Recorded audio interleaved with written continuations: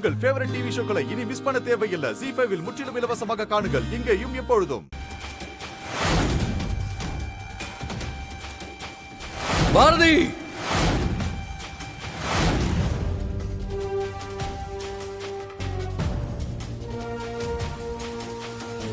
என்ன பண்றீங்க? ஏன்பா இவ்வளவு கோவப்படுற?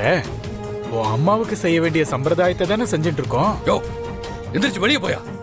யாருக்கு சம்பிரதாயம் செய்யறது?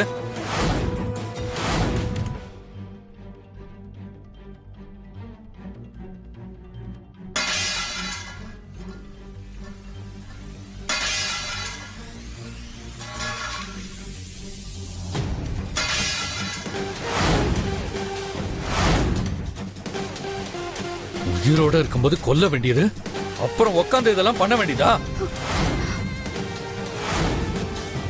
யோ, இப்ப வெளிய போறியா இல்ல உனக்கு நான் காரியம் பண்ணவா?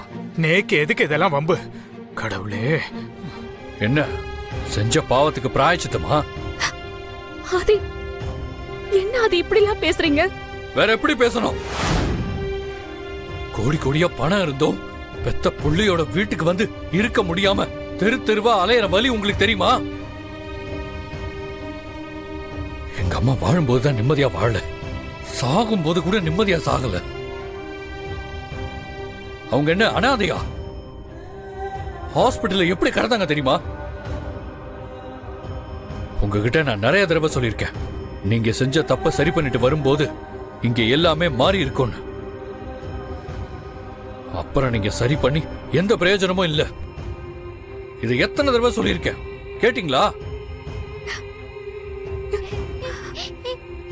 நீங்க செஞ்ச தப்புக்கெல்லாம் மன்னிப்பு கேட்டீங்களே, நான் உங்களை மன்னிச்சிருவேன். ஆனா எங்க அம்மா உங்களால திருப்பி தர முடியுமா? சொல்லுங்க, திருப்பி தர முடியுமா?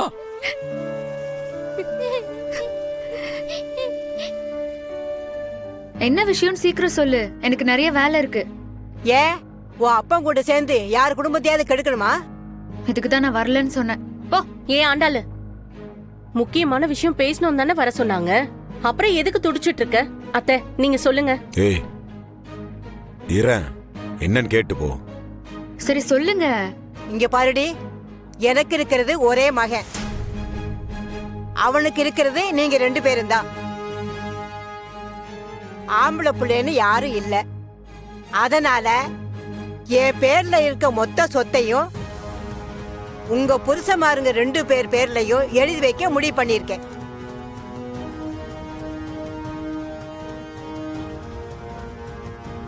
தோட்டம் துறவு, மதுரையில இருக்க இடம், இது எல்லாத்தையும் ஆண்டாள் புருஷன் அழகர் பேர்லயும், இந்த வீடு, ஆசாரிப்பட்டியில இருக்க வீட்டடி, கரிசல்பட்டி போற வழியில இருக்கிற தோட்டம், இது எல்லாத்தையும் பவித்ரா புருஷன் பேர்ல எழுதி வைக்க போறேன். கூட குறைச்சல் இல்லாம 2 பேருக்கு சரிசமமா தான் பிரிச்சு வச்சிருக்கேன். நாளை பின்ன ஒருத்தருக்கு ஒருத்தர் ஒத்தாசையா இருந்து நல்லா பொழைக்கிற வழிய பார்க்கணும். சரியா? அதெல்லாம் சரிதான். இந்த வீட்டை இவங்க பேர்ல எழுதி வச்சா நம்மள எங்க போறது? ஏன், அதான் உனக்கு உன் புருஷன் இருக்கான்ல, உன் புருஷனுக்கு வீடு இல்லையா? அதான் மதுரையில இருக்க இடத்த உன் புருஷன் பேர்ல எழுதி வச்சிருக்காங்கல்ல, அங்க போய் நல்ல பெரிய வீடா கட்டி இருக்க வேண்டியதானே? வீடெல்லாம் கட்டலாமா, ஆனா இந்த வீட்டை வித்துட்டு போனா நீ எங்க போவ, பாட்டி எங்க போவோம், அப்பாலாம் எங்க போவாரு? அதானே பார்த்தேன். நீ உங்க அப்பா மேல இருக்க அக்கறையில தானே கேக்குற. இங்க பாரு, நான் உன்கிட்ட ரீசன் தானே கேக்குறேன். உங்க அப்பனுக்கு சொத்தை தரலாமா வேண்டாமான்னு முடிவு பண்ண வேண்டியது நான் தான், நீங்க கிடையாது. நீ எங்களுக்கு நல்லது செய்றேன்னு சொல்லிட்டு குடும்பத்தை பிரிக்க பாக்குறல்ல. எங்களுக்கு உங்க சொத்தும் வேண்டாம், எதுவும் வேண்டாம், போய் வேலையை பாரு. அப்புறம் என்ன, நல்ல விஷயம் தானே. நம்ம வீட்டுக்கு போ. எத்தனை நாள் மாமியார் வீட்டிலே தங்கிட்டு இருக்கிறது? அதானே, சொத்து வேண்டானா உன் புருஷன் கூட நீ இப்பவே கிளம்ப வேண்டியதானே? அப்புறம் எதுக்கு நின்னு இன்னும் யோசிச்சுட்டு இருக்க? என்ன எல்லாரும் சேர்ந்து பிளான் பண்ணிட்டு இருக்கீங்களா என்ன? ஏய், பிளானும் பண்ணல கிளானும் பண்ணல. பவித்ராவுக்கு கல்யாணம் முடிஞ்ச உடனே உங்க 2 பேருக்கு சொத்தை பிரிச்சு கொடுக்கணும்னு ஏற்கனவே முடிவு பண்ணதான். அதனாலதான் இப்ப அதை செய்யறேன். இந்தாருங்க சார், இந்த வீடு இந்த சொத்து எல்லாமே எங்க பாட்டி பேர்ல தான் இருக்குது. அவங்க தான் எனக்கும் என் சகலைக்கும் இந்த சொத்தை பிரித்து எழுதி கொடுக்கறதுக்கு எல்லாமே ஏற்பாடு பண்ணிட்டு இருந்தாங்க. நீங்கள் திடீர்னு வந்து எங்கள் மாமா பேரில் தான் ஏதோ கடன் இருக்குதுன்னு சொல்கிறீங்க. அதுதான் என்ன பண்ணுறது ஏது பண்ணுறதுன்னு பதறது கொஞ்சம். இதுக்கு என்ன பண்ணும் முதல்ல அது சொல்லுங்கள்.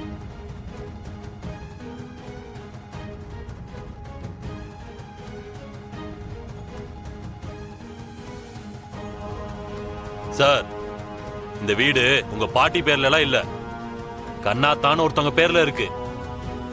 அவங்க கிட்ட இருந்துதான் தர்மலிங்கங்கிற பேர்ல மாறி இருக்கு. டேய், கண்ணாத்தாவே நான் தான்டா.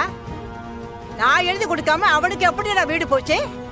இல்லையே, கண்ணாத்தா இறந்துட்டாங்கன்னு சொல்லி டெத் சர்டிபிகேட் வாங்கி சட்டப்படி அவர் பேருக்கு எழுதி மாத்திருக்காரு. ஆ?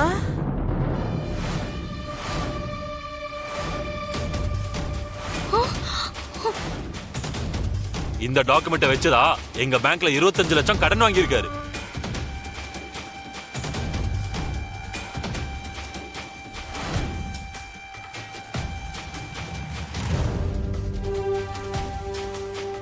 இவங்க தான் கண்ணாத்தாவா? இவங்க ஆதார் கார்டு கொடுங்க.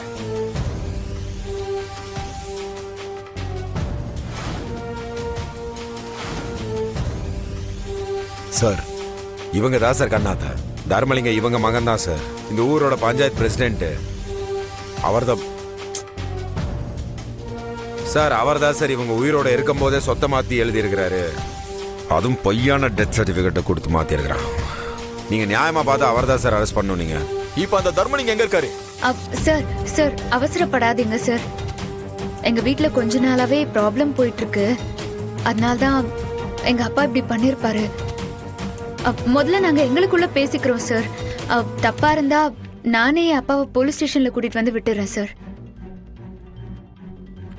சார் ப்ளீஸ் சார், இத நாங்க ஃபேமிலிக்குள்ளேயே பேசி முடிச்சுக்கிறோம் சார். முடியலன்னா கண்டிப்பா உங்ககிட்ட நான் அப்பாவை கூட்டிட்டு வரேன் சார். இன்னைக்கு ஈவினிங் வரைக்கும் தான் உங்களுக்கு டைம். அதுக்குள்ள என்ன ஆச்சுன்னு எங்களுக்கு வந்து இன்ஃபார்ம் பண்ணணும். இல்லனா காலையில கேள்வியே கேட்க மாட்டோம். டைரக்டா அரெஸ்ட் பண்ணிட்டு தான் அடுத்த வேலையை பார்ப்போம். வாங்க. ஏய் பாட்டி, என்னாச்சு இப்போ? நீ எதுக்கு அழுகுற? விட, அந்த ஆள் வரட்டும், பாத்துக்கலாம். நான் இருக்கேன்ல. அத்தை, அந்த ஆளை பத்தி தான் உங்களுக்கு தெரியும்ல, விடுங்க, என்னன்னு விசாரிச்சுக்கலாம். சொத்துக்காக நான் செத்துட்டேன்னு சொன்னவே நாளைக்கு என்ன கொலை பண்ண கூட தயங்க மாட்டாள்ல.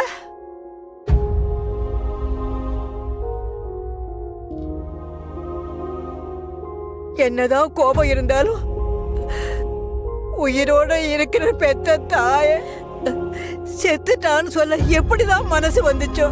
டேய் பாட்டே, நீ முதல்ல அழுகிறது நிறுத்து. பாக்குற கஷ்டமா இருக்குது எனக்கு. அந்த ஆள் வரட்டும், நான் பேசிக்கிறேன். இல்ல மாமா, அவர் ஏன் இப்படி பண்ணாருன்னு எனக்கு தெரிஞ்சாகணும்.